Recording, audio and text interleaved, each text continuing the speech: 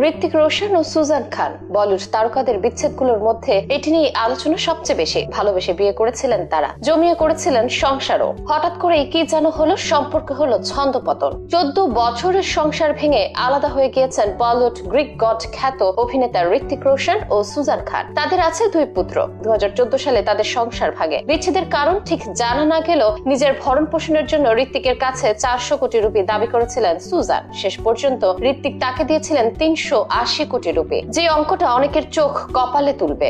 আমির খান ও রিনা কিরণ একবার নয় 2 বার ডিভোর্সের ঘটনা ঘটিয়েছেন মিস্টার পারফেকশনিস্ট খ্যাত আমির খান। ক্যারিয়ারে তখনও সাফল্য আসেনি। সেই সময়ে প্রেম করে বিয়ে করেছিলেন রিনা দত্তকে। বোঝাপড়া না হওয়ার কারণ দেখিয়ে এই দম্পতি হাঁটে বিচ্ছেদের পথে। সেই সময় বিচ্ছেদের কারণে রিনাকে 50 কোটি রুপি দিতে হয়েছিল আমিরকে। এরপর আমির দ্বিতীয় বিয়ে করেন কিরণ রাওকে, কিন্তু সে সম্পর্কেও টেকেনি। আদালতে তাদের বিচ্ছেদ হয়, কিন্তু কত টাকার বিনিময়ে সে তথ্য এখনো প্রকাশ্যে আসেনি। সাইফ আলী খান ও অমৃতা সিং এক দীর্ঘ দাম্পত্য জীবন পেরিয়ে পথ আলাদা হয় বলিউড তারকা সাইফ আলী খান আর অমৃতা সিং এর। এই দম্পতির বিচ্ছেদের অর্থের পরিমাণ জানা না গেলেও বিচ্ছেদের সময় সাইফের সঙ্গে অমৃতার চুক্তি হয় সাইফের মোট সম্পদের অর্ধেকের মালিক হবেন অমৃতা। ধারণা করা হয় সে অঙ্কটা কয়েকশো কোটি টাকা হবে। তাদের 13 বছর সংসার ভাঙে 2004 সালে, যে বিবাহ বিচ্ছেদকে এখন পর্যন্ত বলিউডের অন্যতম ব্যয়বহুল বিবাহ বিচ্ছেদ হিসেবে বিবেচনা করা হয়। সঞ্জয় দত্ত ও রিয়া, সালটা তখন 1998। ভালোবেসে রিয়া পিল্লাইয়ের সঙ্গে ঘর বেঁধেছিলেন বলিউড তারকা সঞ্জয় দত্ত।